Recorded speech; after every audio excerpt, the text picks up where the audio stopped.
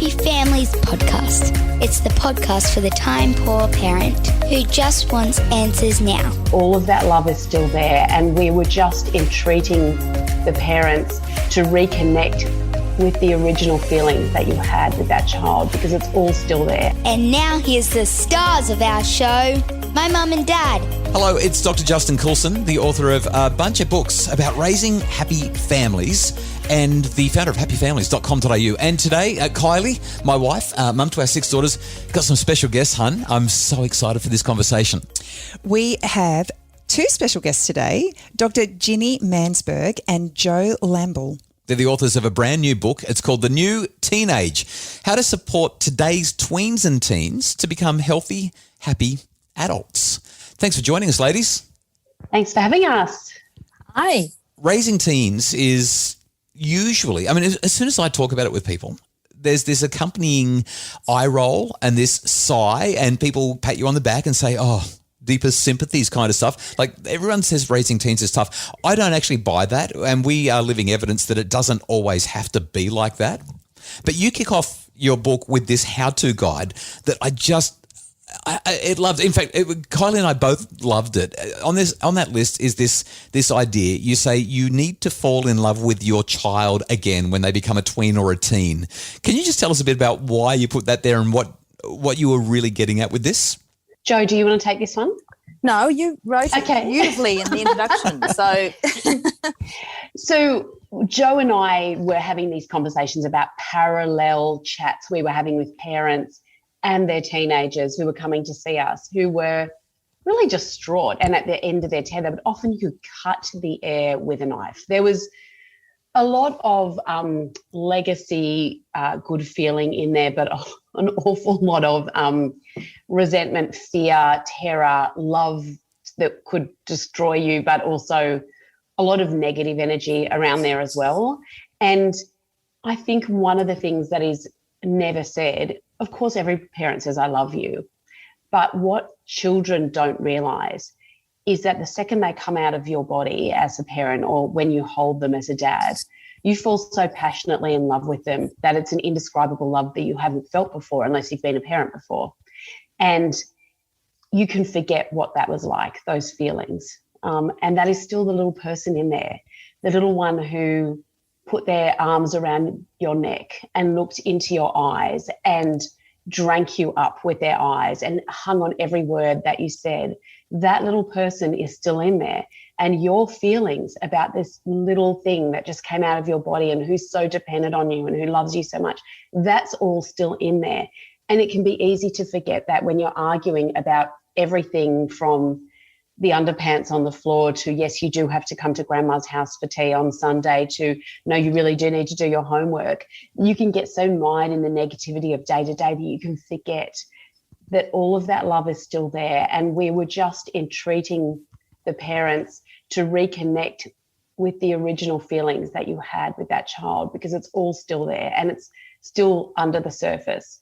And for the kids to understand as well that mum and dad love you to pieces in a way that you probably won't understand until, if you decide to have a child or be a parent one day yourself, that you will understand it then. But they will do anything for you and they'll do anything to make you happy. And one of the things, Joe, do you remember we were both talking about this? We're yet to meet a parent who doesn't want the best for their child. We might have different ideas about how to get there, but no parent has got rules or regulations in order to make their child's life a misery. It's just to make their child happy and healthy. We might have different ideas about how to get there, but that's at the core of it. Ginny, you're a GP. Joe, you're a clinical psychologist. From a psychological point of view, why do you think that parents get so angry, so frustrated, so impatient, so lacking in forbearance? What do you think underpins that bit where they've just fallen out of love with their child? I think Ginny put it really well before, and in psychobabble land, we call it that your anger is a secondary emotion. Boom. So normally under the anger is either hurt, but most commonly with parents and teenagers, fear. Yeah. There is so much fear. Fear that your child will, inverted commas, go off the rails. Fear that they won't have the life you want for them, that they won't be happy and healthy. And so what happens is when the child is doing something that you desperately don't want them to do, or when they're making decisions that you think, oh no, that's so dangerous, what's going to happen, then that fear comes out. But instead of expressing it as just, oh, I'm so frightened for you, it comes out as, I've told you about this, and this is going to be the punishment, and this is what and even when they're thinking about what the punishment or consequences could be, they're still coming from the place Ginny talked about, from love and wanting the best for their child, and also this fear. And the only thing they can grasp, we can all relate to this as parents, the only thing you can grasp is, okay, well, how can I try and take control of this situation to keep them safe? Perhaps if I give them these sort of consequences, then maybe they'll be safe. That's a long-winded way of saying it's fear. Jo, I think that you've almost quoted directly the very words that I use to explain that same thing, and it's so wonderful to hear the way that you've shared that. I sit there and I think to myself, wouldn't it be great if a parent could actually look at their teenager and say, hey, kiddo, what you're doing really frightens me. Because I'm just so crazy about you. I love you with everything, and watching you do that scares me to death. And that's why I'm having this big reaction, because you just matter so much. So I'm so grateful that you said it the way that you did. Wish we could help parents to communicate that more effectively and be a bit more vulnerable with their kids. And if they do that, and I think it's great that we're talking in this way, because if parents can say that, I am just so scared for you, I'm sorry, but I'm your parent, I'm going to worry, but I know you've got this. What that does is help keep the connection strong. And every expert Ginny and I spoke to when writing this book, and we interviewed a lot of people, so it's not just our voices, every expert said it's the connection you have with your teen that will keep them safe. So if you keep that in mind, rather than thinking, okay, what boundaries can I put in, what rules, what punishments can I put in, instead, okay, how can I keep this connection strong so that they will come to me if they're struggling, they will come to me if they're in danger. How can I do that? Then you'll probably find, okay, being vulnerable is one way to really strengthen that connection. We're going to take a quick break. When we come back, a chapter that completely surprised me, caught me totally off guard. Never seen a chapter like this in a book about adolescence before. And what to do when your teenager is absolutely rude, going too far. That's next on the Happy Families podcast. It's the Happy Families podcast. Are screens creating tension at home? Tweens, Teens and Screens is a webinar to guide families to healthy, safe super screen solutions. Buy it today at happyfamilies.com.au/shop. It's the Happy Families podcast, the podcast for the time-poor parent who just wants answers now. And today we have our two special guests. We've got a family GP, Dr. Ginny Mansberg, and Jo Lamble, who's a clinical psychologist. They wrote their book, The New Teen Age, and today we have been talking to them about some of the things that we were interested in as we read. I should just mention as well, we're giving a book away. So hang around for the end and we'll tell you about that. What's the chapter that was most surprising to you? Well, I was really fascinated that Acne got a chapter all to itself. Ginny, you've talked about sleep, sex and STIs, vaping and acne? Yeah, do you know what? I don't know if you guys remember back to your teenage years, but I felt like every second person was a pizza face, perhaps me the biggest pizza face on the planet.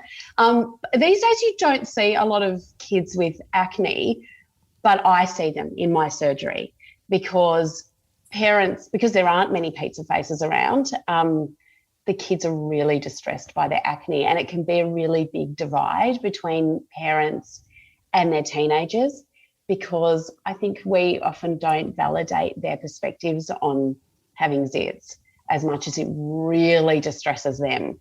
And so we really wanted to make sure that parents were competent, because you start saying BST kids and they can pick it a mile off and, you lose your credibility in a heartbeat.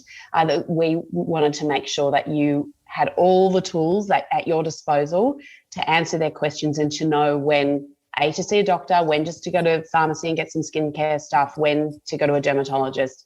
And so that you weren't also saying rubbish like, cut out dairy and stuff like that.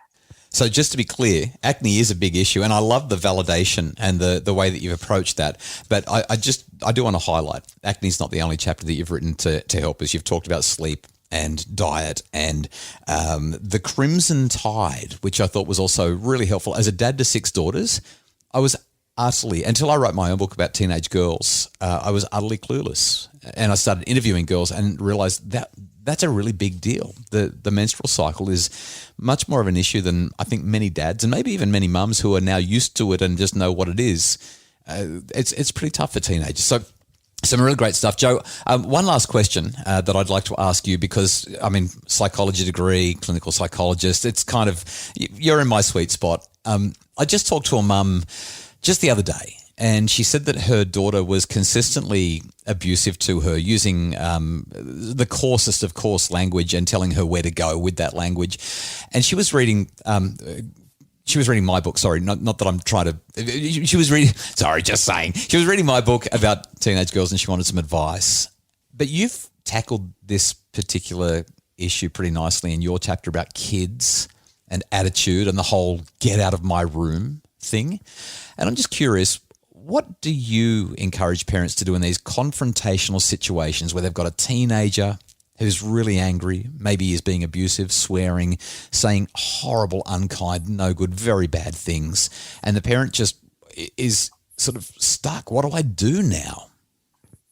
Well, like everything, I think if you follow the rule, empathy first, you're going to get a lot further with your kids. So I'm not saying that, we should let anybody abuse us. But if your teenager is abusing you and saying the most frightening things, it's because they are suffering in some way. Something is going on for them. And if you just come down and say, do not speak to me like that, come back when you've got, an excellent tone, then they will do that. They will just turn around and walk out. And they might slam a door, or they might leave the house, but you will never find out what's going on for them. So if you start with empathy, you can still give the message that you don't want to be spoken to like that. But if you say something like, whoa, okay, my gosh, something is going on for you right now. What is it? Why would you talk to me like that? Please tell me. I want to understand. I want to help if I can. You are still giving them the message that you don't want to be spoken to like that. You are still saying that's not helpful or appropriate language, but you're coming from a place of you wanting to help, you wanting to understand. And again, sometimes that really works. If you can, my kids used to call it my rat face. Which is very harsh, I thought. But anyway, they said I used to put this rat face on. And by that, I would try and channel all this empathy into my face and say, what on earth is going on? And later we all laugh at that because but that was my attempt to say, okay, this is not okay, but just stop and like we do with toddlers, use your words. The other thing I've found really helpful with my kids, and I often advise parents, is if they've just said something horrendous and they've been quite abusive and have left the room, what I used to do is text them. I'd often text and say, hey, what was that? What on earth is going on? And that's speaking their language because they're used to communicating in that medium. But it really helped. One day I said that to my son. I was about to go out with a girlfriend for dinner and he'd just really let fly with something as I was leaving. So anyway, when I got dinner, I said to my friend, I'm sorry, I'm just going to have to text him for a second. I text that. What on earth was that? What's going on? He wrote back saying, oh, I'm so sorry. I've just broken up with my girlfriend.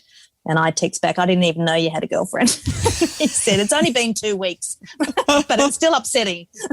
But it was really good. And again, that helped over the years a lot because you'd often get this, I am so sorry, I'm just really stressed about this or this is going on. And then you'd say, okay, can I come up and have a chat? Can we have a talk now? And that would often open the communication so you can sit down and have a chat because you've broken the ice by saying the most important message, what is it? What is going on? We've got one more question for you, and unfortunately then our time is up. Of all the questions you've been asked by patients and clients, by parents and teens, what question has been the most impactful or important to you? Wow. I ask the tough questions. I think that I don't know about you, Ginny, but what I always find difficult is when a client just, in all their vulnerability, they've just opened up about how they've really struggled, have said, that they'd ask that standard question, what would you do if this were your child? And it's a really hard one to answer because, as Ginny said, only the parents know the child well enough to know what is the best way to handle that situation and what I might advise for a client on how they could help their child might not be what I would have done or what I would do.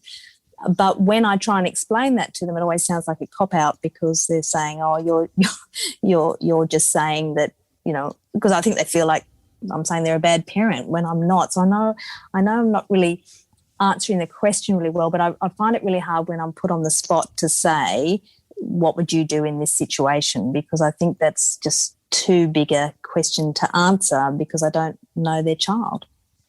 Beautiful answer. What about you, Ginny? What's the question that's had the most impact on you? So I guess as clinicians, people think that what they say, we've heard it all before, and we have, except for there will be every day at least one patient that we go home and it's a big body blow and you've just got to process that. And some of the things that we hear are quite heartbreaking for us personally, and I think it's just good to reflect on that. I guess when I see a parent who has just been so hurt and is so afraid for their child that they are quite derisive of their children and attribute to their children malintent or almost believe that their children are sort of inhabited by some incarnation of evil, I find that just personally quite distressing. And I probably shouldn't. And I don't judge literally, we don't judge anybody. It's not that, and I try and put myself in their shoes. But the thing that I will go home and lose sleep over is probably the parent who has really fallen hard out of love with their kid. Would just break my heart. Well, I think that the book that you've written is going to help parents to very much fall back in love with their teens if they've fallen out. The New Teenage, How to Support Today's Tweens and Teens to Become Healthy, Happy Adults by Dr. Ginny Mansberg and Joe Lamble. It's just been such a treat talking to you both today. Thanks so much for your time. Thank you. Thanks for having us. And we're going to be giving away a copy of The New Teenage. You can get it anywhere that you buy books, but you can also get one for free by visiting our Facebook page. We're going to have a post up as this episode drops, and we're just going to ask you to tell us how you've fallen in love with your teenager again. We'll select a winner at random. Ginny, Joe, thanks so much for your wisdom and good luck with the book, The New Teenage. Thank you, guys. Thanks, guys. We really hope that you've enjoyed the Happy Families podcast. It's produced by Justin Rulon from Bridge Media. Craig Bruce is our executive producer. And if you'd like more info about making your family happier, you can grab Ginny and Joe's book, The New Teenage, or visit happyfamilies.com.au.